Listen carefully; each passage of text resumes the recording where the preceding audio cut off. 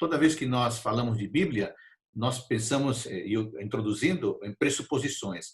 Quando a gente se aproxima da Bíblia, nós temos ideias a respeito disso, ideias macro, ideias grandes, são abrangentes. E eu pensei aqui rapidamente em 3 ideias sobre a Bíblia e que nos levam a estudar a Bíblia com muito interesse. A primeira ideia é que a Bíblia é a palavra de Deus. E só isso já é suficiente para nos motivar. Quando você abre a Bíblia, quando você toma a Bíblia em suas mãos, você está tomando um livro diferente. É a palavra de Deus, escrita por pessoas, obviamente, mas é o comunicado, o recado de Deus para nós. A gente não pode esquecer esse aspecto aí. Um segundo aspecto é que a Bíblia é o principal e autorizado meio mediante o qual Deus se revela aos seres humanos.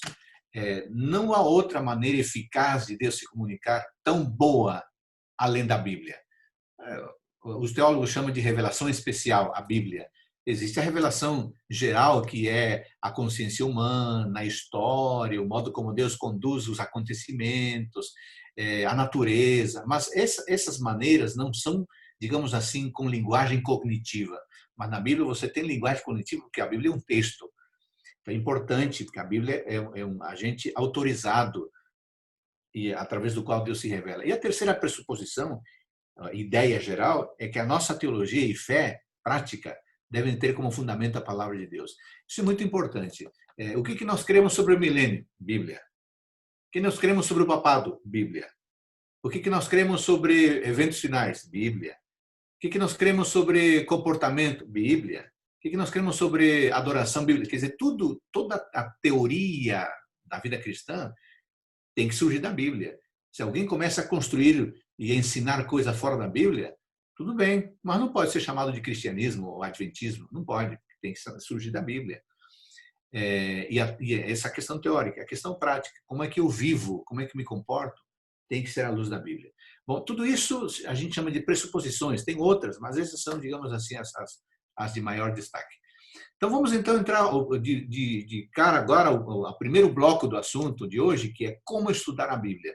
Eu sou um apaixonado do estudo da Bíblia e eu queria sintetizar aqui em 6 pontos apenas alguma coisa que tomaria mais tempo para falar. Então vamos para o primeiro ponto.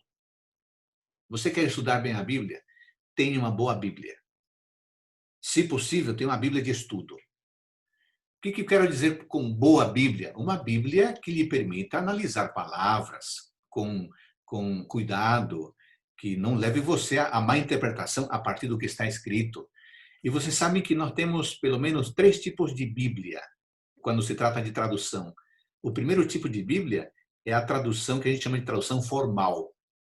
É aquela na qual o tradutor se preocupa em fazer equivalência palavra a palavra, palavra a palavra. Tradução formal.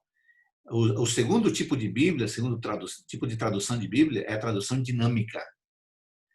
É aquela tradução onde o tradutor está preocupado com os conceitos, com as ideias. E o terceiro tipo de Bíblia é a Bíblia parafrásica, onde a preocupação não é nem o conceito, nem a palavra, mas sim a claridade, a clareza na comunicação, que seja coloquial, que você leia e que você compreenda. Aí você pergunta, mas qual que é a Bíblia boa? Bom, como não estamos falando de estudo da Bíblia, a minha sugestão é que para estudar a Bíblia, você tenha uma Bíblia formal. Aí você pergunta, quais são um exemplo de Bíblia formal? Eu tenho aqui 2 exemplos de Bíblia formal. Eu tenho aqui uma Bíblia, que é uma Bíblia de estudo, a Bíblia de estudo Andrews, que vocês conhecem, e eu recomendo fortemente. Esta é a Bíblia de tradução formal, com a tradução chamada Almeida Revista Atualizada, 2ª edição. É feita pela Sociedade Bíblica do Brasil, cuja base está aí em Brasília, está aqui em Brasília. Então, Almeida Revista Atualizada, excelente Bíblia. Veja lá qual a Bíblia que você tem em mãos. Se é Almeida Revista Atualizada, 2ª edição, é a Bíblia formal. O time da Sociedade Bíblica fez a equivalência palavra a palavra, do grego, do aramaico, do hebraico, aramaico, do grego, para o português. Palavra a palavra, palavra a palavra. Isso é importantíssimo. E eu tenho uma outra Bíblia que eu gosto muito, que é relativamente nova, surgiu em 2017, que é a Nova Almeida Atualizada. Então, a primeira é a ARA, Almeida Revista e Atualizada, ARA. Esta aqui é a NAA, Nova Almeida atualizada. Essa é uma Bíblia de estudo também, da Sociedade Bíblica do Brasil. A diferença entre a Almeida Revista Atualizada e a NAA, a nova Almeida Atualizada, é que a NAA foi atualizada na sua linguagem. No Amesóclis, e normalmente usado o você, onde é possível, enquanto que a ARA usa só o tu, em nenhum momento usa o você. A gente não usa o tu, normalmente não.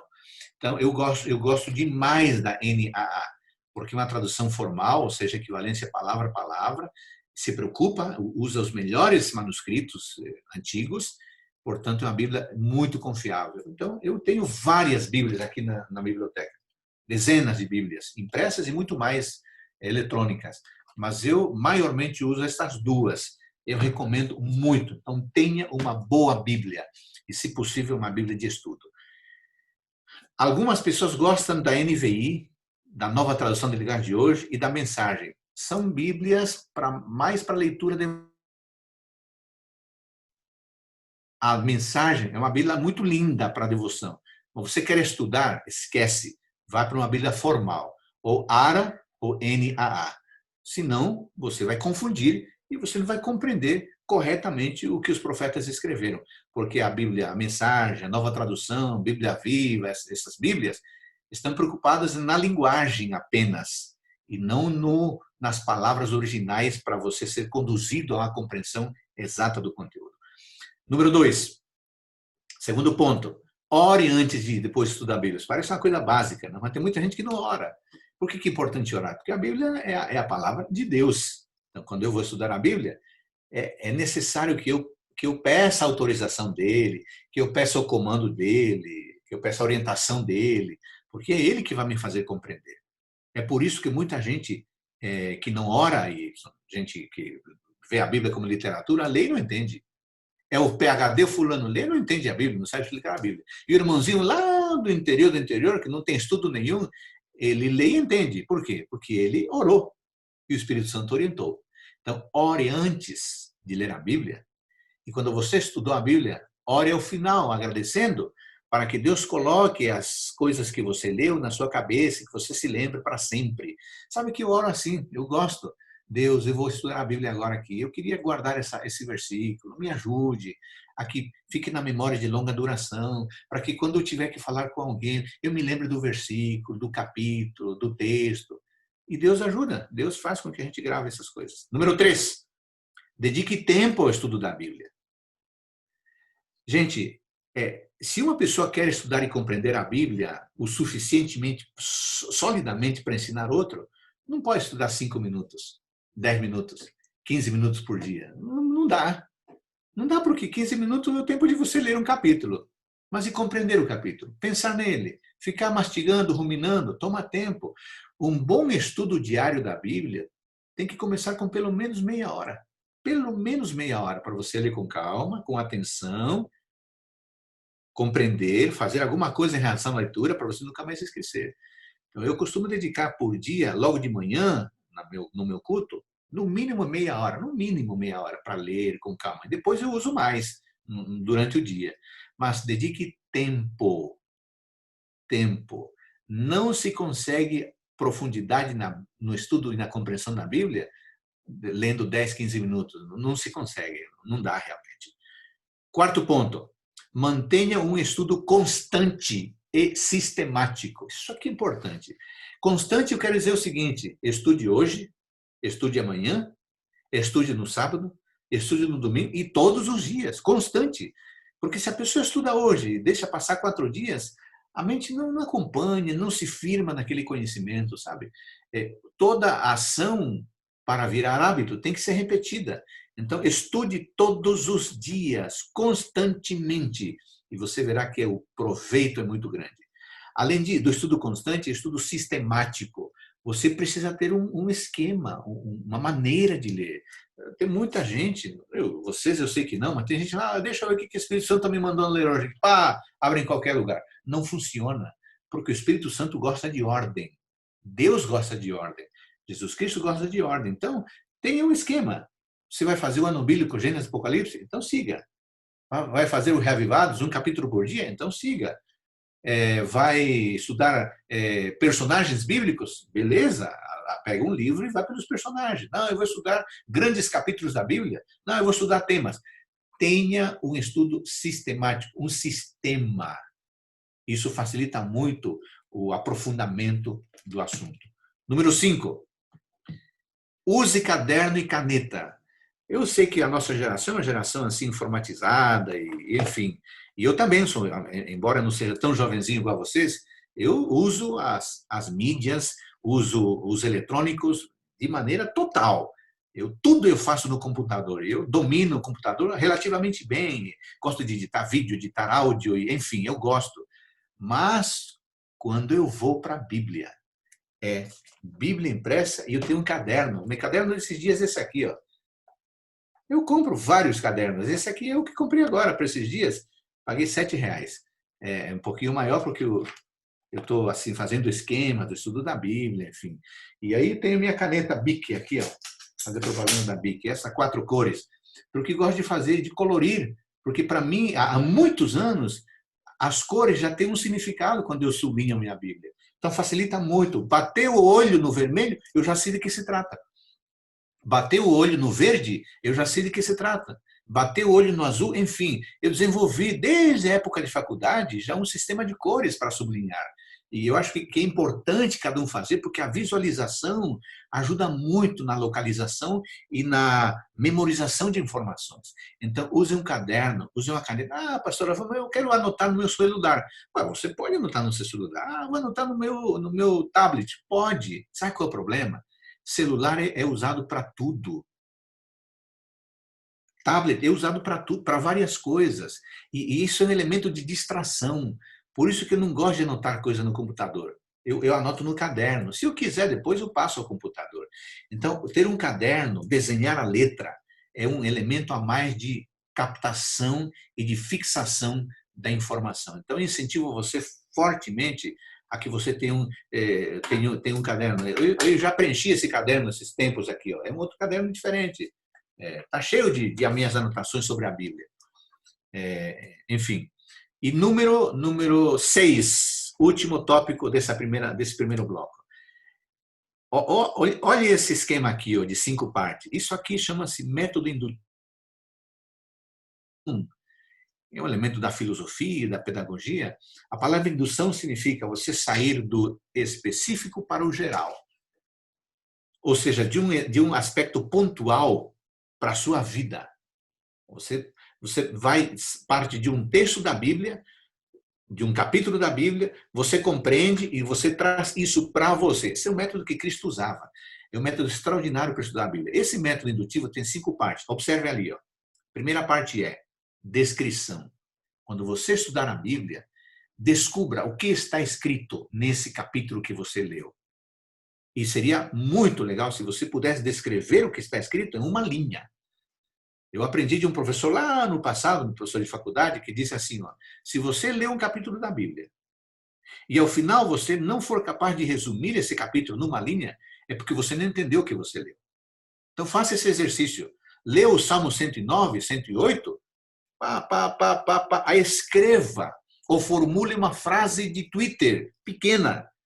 Se você fizer isso com facilidade, é porque você leu com atenção e você entendeu o que você leu. Então, é a descrição. O que está escrito? Segundo passo, você está com um capítulo aí. Depois de você descobrir o que está escrito, o que isso significa? É interpretação. Porque todo capítulo tem um significado. Não tem um significado qualquer, tem um significado. Quando você lê aquele trecho, não significa o que você acha que significa. Significa o que o autor disse e os propósitos do autor. Então, uma leitura atenta, olhando as palavras que se repetem, as frases que se repetem, as figuras que são usadas, vai levar você a descobrir, esse capítulo significa isto. Esse Salmo 23 está falando do cuidado de Deus com os seus filhos. E como Davi foi um pastor de ovelhas, ele usou a metáfora do pastor e ovelha para falar de Deus, filho e filha de Deus. Essa interpretação é descobrir o seu significado. Terceiro passo do método indutivo é a síntese. O primeiro passo é descobrir o que o autor está dizendo. Segundo passo, descobrir o que o autor quer dizer com aquilo. Terceiro passo, ok, qual que é a ideia principal desse capítulo inteiro que você leu? É a síntese, é você colocar em poucas palavras aquilo que resume o que foi estudado. Às vezes uma palavra, uma frase curta.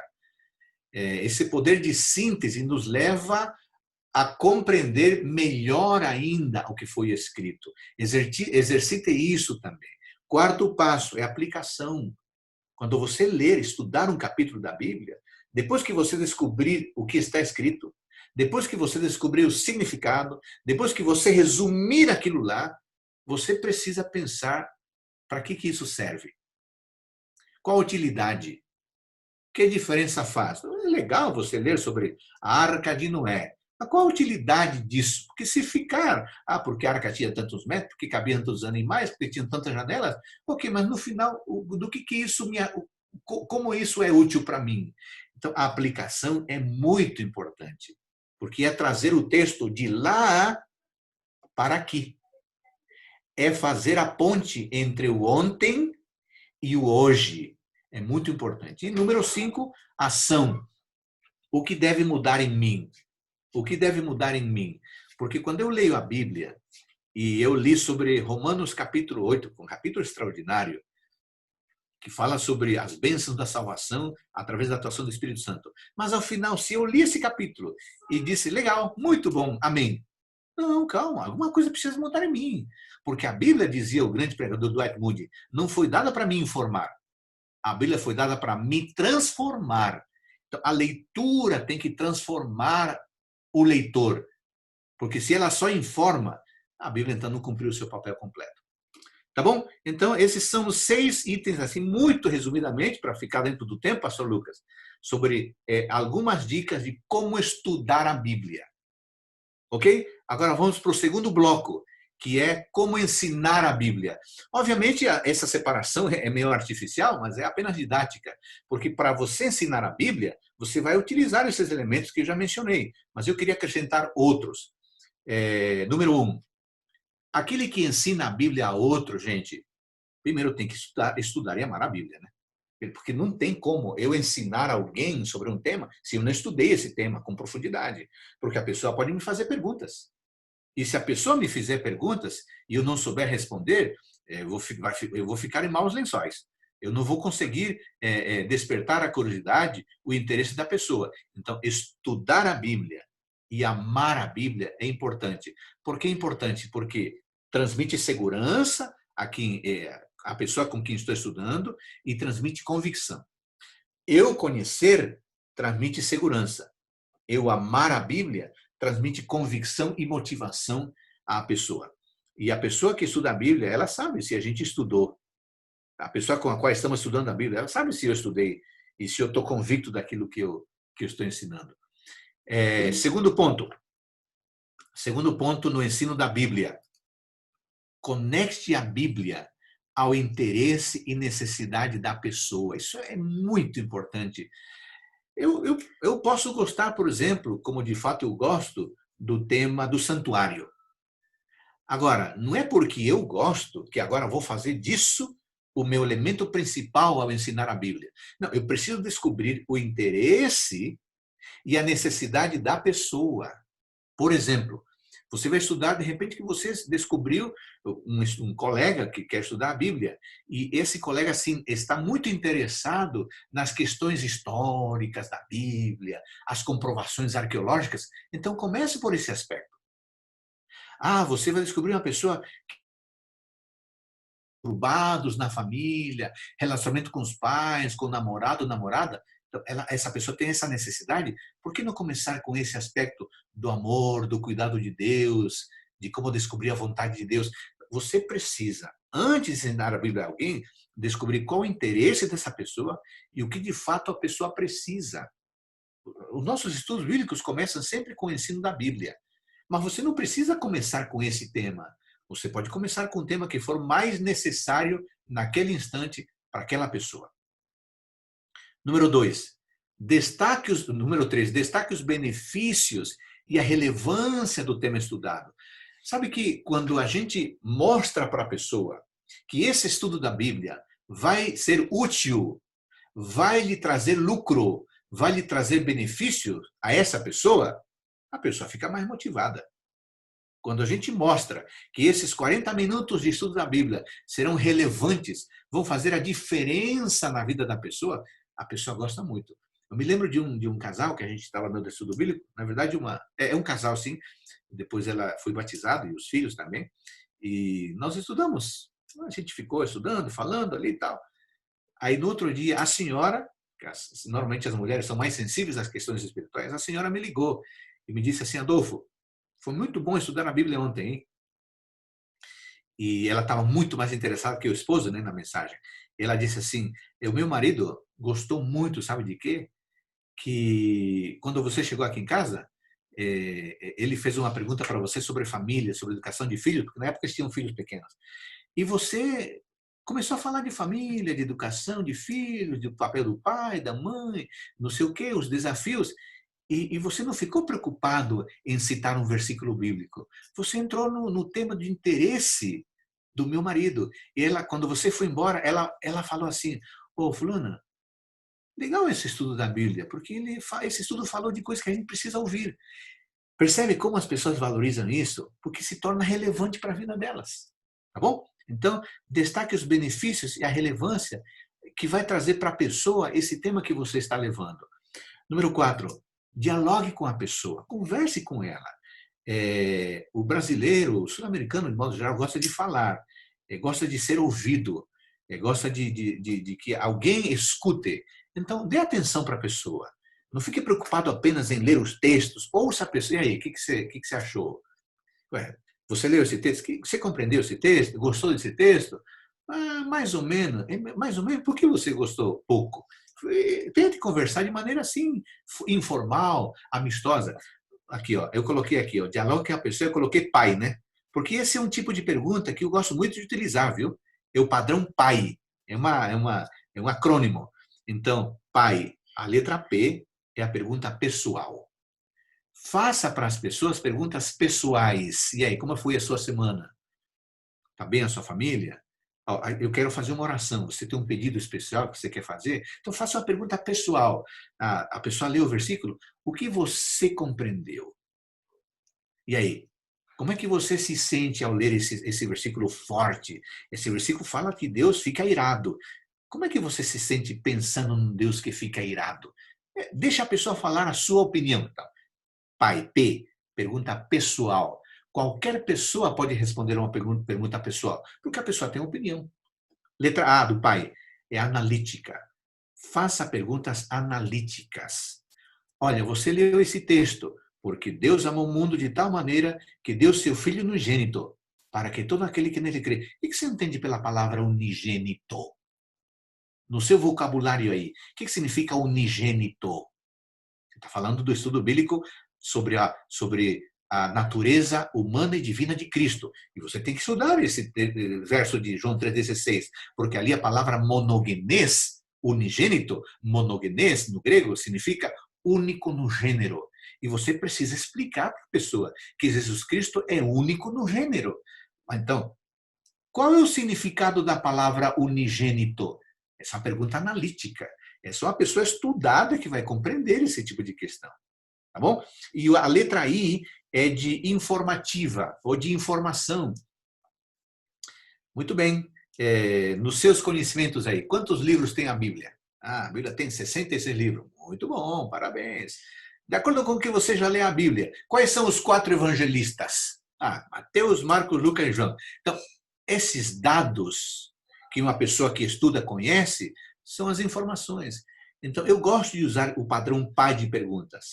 Perguntas pessoais, perguntas analíticas e perguntas informativas. Isso facilita o diálogo, a conversa e insere o estudante na conversa e motiva a pessoa a dizer alguma coisa, seja algo pessoal, seja algo analítico, ou seja, dar uma informação que ela conhece. Né?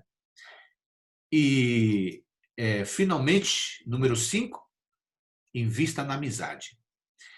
Sabe que um estudo bíblico que rende é um estudo bíblico que permite uma proximidade entre o estudante da Bíblia e o instrutor da Bíblia. Neste caso, você. Você é o instrutor da Bíblia. Então, você está estudando com seu colega de universidade ou com seu companheiro de trabalho. Quanto mais você desenvolver amizade, mais essa pessoa vai confiar em você e vai ouvir o que você fala. Porque você pode ter uma grande verdade, uma verdade fenomenal sobre a Bíblia, sobre a igreja, sobre Deus, mas se a pessoa não conhece você, não tem confiança em você, essa verdade vai entrar por aqui, ó, e vai sair por aqui. Porque a gente normalmente escuta as pessoas significativas. As pessoas significativas têm influência muito. Nossos pais, o pastor que a gente gosta, uma pessoa, enfim, a pessoa de confiança, a pessoa falou, vira lei para nós. Agora, fulano de tal, PhD não sei o quê, não conheço o camarada, vou falar uma coisa, não, vou confirmar com fulano, porque é nele que eu confio. Então, isso a gente precisa transpor para o estudo bíblico, desenvolver amizade. Ó, fulano, você pode falar um minutinho? Não, você está me ligando para estudo bíblico? Não, não, não é estudo bíblico, hoje não é estudo bíblico. Só estou te ligando para saber como que você está, se você está bem, se você precisa de alguma coisa, se está tudo certo. Não, não, poxa, que bom que você me ligou. Pô, fiquei legal, gostei de você me ligar, se preocupar comigo. Sabe, essas questões que parecem pequenas são muito importantes. E uma pessoa que está estudando a Bíblia com você, quando estiver diante de uma encruzilhada, ela vai pensar assim, ó, mas a Sara falou isto. E a Sara gosta de mim. A Sara me valoriza. Então, se ela falou, deve ser verdade. Sabe de uma coisa? Eu vou fazer o que a Sara falou. Veja como a amizade e a confiança são fundamentais para uma pessoa que está estudando a Bíblia, porque ela vai tomar você como referência. Muito bem, pastor Lucas, para ficar dentro dos 30 minutos, eu fiz um resumo muito rápido e estou disposto agora a conversar sobre isso que eu acabei de falar.